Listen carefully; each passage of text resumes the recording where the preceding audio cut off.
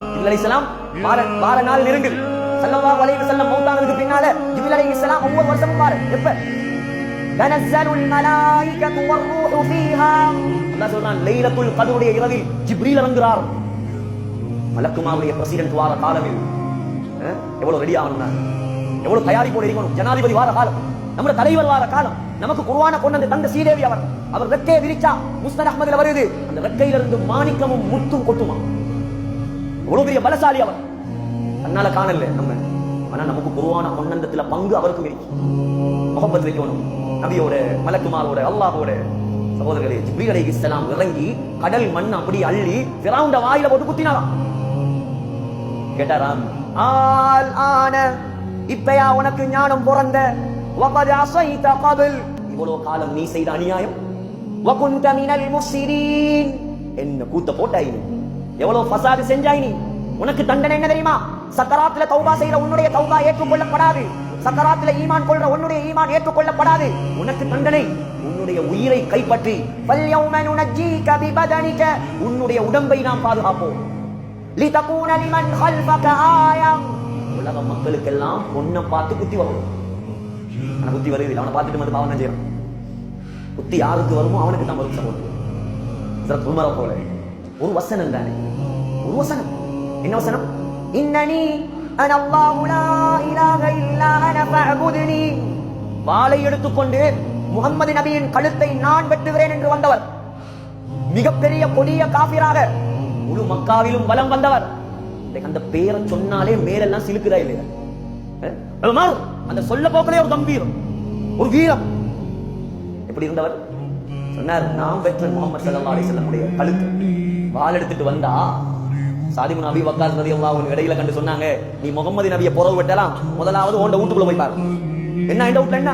ஓண்ட வீட்டுல ஓண்ட தங்கச்சி மச்சானும் இஸ்லாத்துக்கு வந்தா. எப்படி கோவம் வரும்?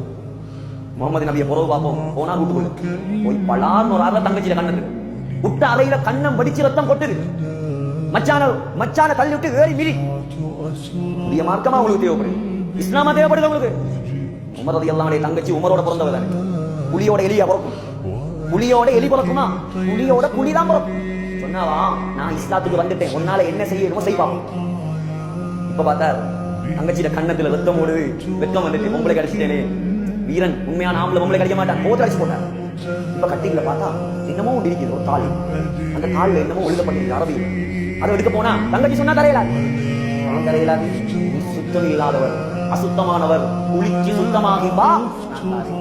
எவ்வளவு கேட்டு கொடுக்கல, குளிச்சுட்டு வந்து எடுத்தா கையில வாசிச்சா சூரா தாஹாவுடைய வசனம், இன்னனி அன அல்லாஹ் நான் தான் அல்லாஹ். சுப்ஹானல்லாஹ் இல்ல, இன்னனி அன அல்லாஹ் நான் தான் அல்லாஹ். ஒரு வசனம் யோசிக்கணும். நாங்க முஸ்லிம்கள் எத்தனை வருஷமா சூரா ஃபாத்திஹாவை கேட்கிறோம். இந்த கல்விமுறை என்ன மாற்றம் வந்து? எவ்வளவு குர்ஆன் வசனத்தை கேட்கிறோம், எவ்வளவு அழகா அந்த பள்ளிவாசல்ல ஓதுறாங்க, பின்னால நின்று தொழுகிறோம்.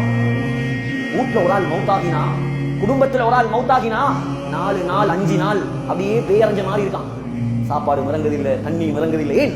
மௌத்தாகின அதிர்ச்சி, மௌத்தாகின அதிர்ச்சி, கவலை. நான் கேட்கிறேன், நீங்களும் நானும் ஏதாவது ஒரு குர்ஆன் வசனத்தை பார்த்து அதில் அர்த்தத்தை விளங்கி பயந்து குறைஞ்சது ஒரு மணித்தியாலம் கண்ணீர் வடிச்சிருப்போமா? இப்படியான சமூகம் தான் சகோதரர்களே அல்லாஹ்வுடைய உதவி இருக்கக்கூடிய சமூகம். இப்படியான சமூகத்தை உருவாக்குற மாதம் தான் இந்த ரமலான் மாதம். ஒரு வசனம் தான், ஒரு வசனம் தான். எங்க போனார் அவர்? எங்க போனார்? எந்த அந்தஸ்தை அடைந்தார்? 40வது இஸ்லாத்துக்கு வந்தவர் 2வது அந்தஸ்து வந்தார். புகாரில வருது, சஹீஹுல் புகாரில வருது. ஒரு நாள் ஸல்லல்லாஹு அலைஹி வஸல்லம் சொர்க்கத்துக்கு போனா அங்க தங்கத்தாலான ஒரு கோட்டையை கண்டார்கள். தங்கத்தால ஒரு கோட்டை. அந்த கோட்டையில பக்கத்துல சொர்க்கத்துல ஆறு ஓடிக்கொண்டிருக்கிறது. அந்த ஆற்றில் முஸ்லிமுடைய ரிவாயத்தில் வருகிறது, உம்மு சுலைம் அனஸ் ரலியல்லாஹு அன்ஹுடைய தாய் வுது செய்து கொண்டிருக்கிறார். பலமான கோட்டை, சொர்க்கத்து சுனை. உம்மு சுலைம் வுது கேட்டாங்க ஸல்லல்லாஹு அலைஹி வஸல்லம், லிமன் ஹாதா? யாரப்பா இந்த சொர்க்கம், இந்த மாளிகை யாருடையது?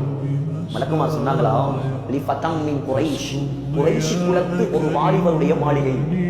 ஸல்லல்லாஹு பார்த்தாங்களாம், அழகான மாளிகை.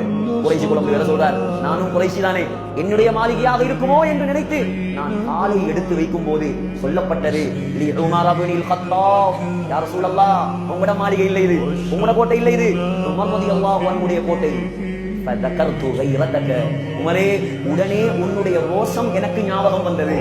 உன்ட கோபம் இந்த அனுமதி இல்லாம ஏந்த மாளிகைக்குள்ள நீங்க எப்படி போவீங்கன்னு எனக்கு கேட்டா நான் என்ன பதில் சொல்றேன்? உடனே போகாம திரும்ப வந்து அழுது சொன்னாங்களா, அலைக்காவா யா ரசூலல்லாஹ், உங்கள் மீது நான் கோபப்படுகிறேன், போய் பார்த்துட்டு வந்திருக்கலாம். யாரு? நாயகத்தின் கழுத்தை வெட்ட வந்தவரின் சொர்க்க மாளிகையை பற்றி நாயகமே சொல்றான்.